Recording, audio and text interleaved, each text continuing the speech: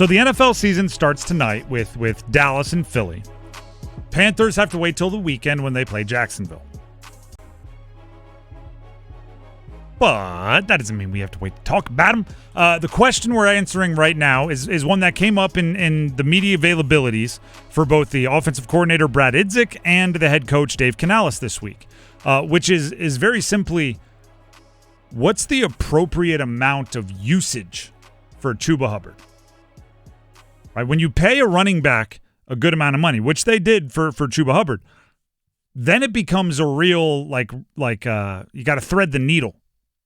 And what I mean by that is very simply, you want to give him the ball enough that you get your money's worth, right? You don't want to pay a ton of money for a car and keep it in the garage, right? You want to use it. And obviously the money says he's talented, so you want to take advantage of the talent. But then on the same side, you don't want to use it so much that he gets hurt, or he gets worn down, or he's not as effective later in the season, or he's not as effective when you need him later in games. So let's hear from the offensive coordinator, Brad Idzik, a.k.a. Dave Canales' right-hand man, on balancing Chuba's workload this season. We've seen Rico's tape. We've seen him back that up, in person. Same thing with Trevor. Everybody saw it in the preseason, the way he runs and finishes runs. So I don't think we put a number on it, but you're just you feel blessed to have three guys that run the ball the right way, and then you kind of see as the game goes, and you try to make sure that they're all playing fresh. So the benefit from having all three is, we don't need to run Chuba dry early. We have two good runners with him. So it's a long season. We just like the receiver room question, we know we're going to have all those guys available on a weekly basis. So keeping them fresh and keeping them running full speed, we don't lose a tick when one goes in versus the other. So we're not going to put a number on it right now, but we are going to make sure that all those guys are prepped for all the different carries that we're going to ask them to have.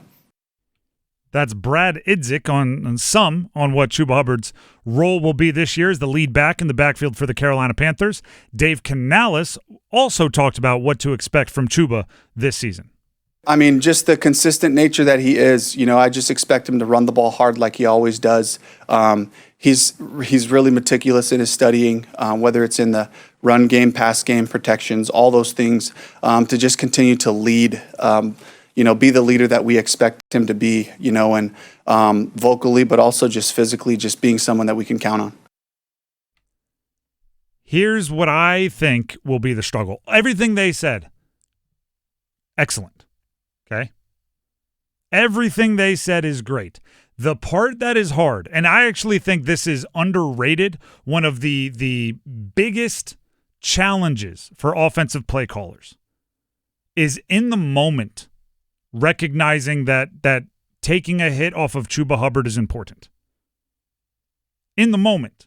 While also acknowledging that on the play you are about to call, Chuba Hubbard might be the best player to execute it. And this goes for running backs across the league. And I would add running quarterbacks. Right? Let's say there's a 3rd and 4. Okay? And it's not like the 2-minute drill to go win the game, right? 3rd and 4, early in the third quarter, 1-score game. You want to get the first, but if you don't, it's not a death sentence by any stretch. It's really tempting to just put your best running back out there, isn't it?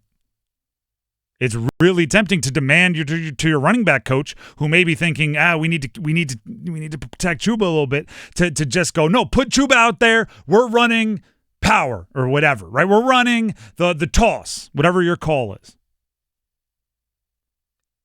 The big picture, small picture thing gets more and more and more and more and more narrow the further down the hierarchy of power you go, right? The owner should be thinking in decades, right? How do we remain a successful franchise? How do we stay stable in the front office? You should be thinking the biggest picture. The GM has to be thinking, how does this contract impact us next year, right? What would the cap hit be 2 years from now? Can we trade away a pick for next year's draft? Where will our pick be?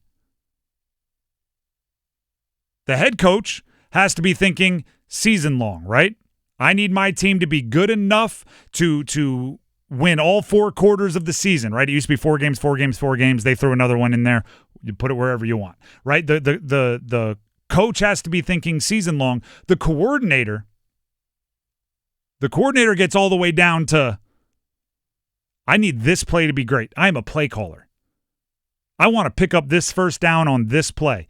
And you need to rewind it all the way back up sometimes. Right? If I were, like, when I'm playing video games, right? And I haven't done it since I was, I don't know, in high school.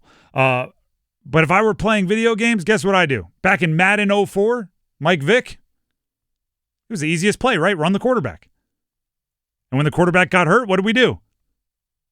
Quit, do not save, start over. Yeah, start it all over again. Take out the memory card and put it right back in and we're rolling. Unplug, right? But you don't have that in real life. But that doesn't mean the best play isn't to sometimes run the quarterback.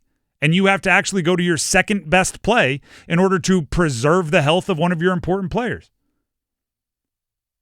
I actually am of the belief that the thing that would give the Carolina Panthers the best chance to win week 1, if it were you're playing for your life, right? Some football troll, leprechaun shows up and says, if you don't win this game, everything you love will be taken from you.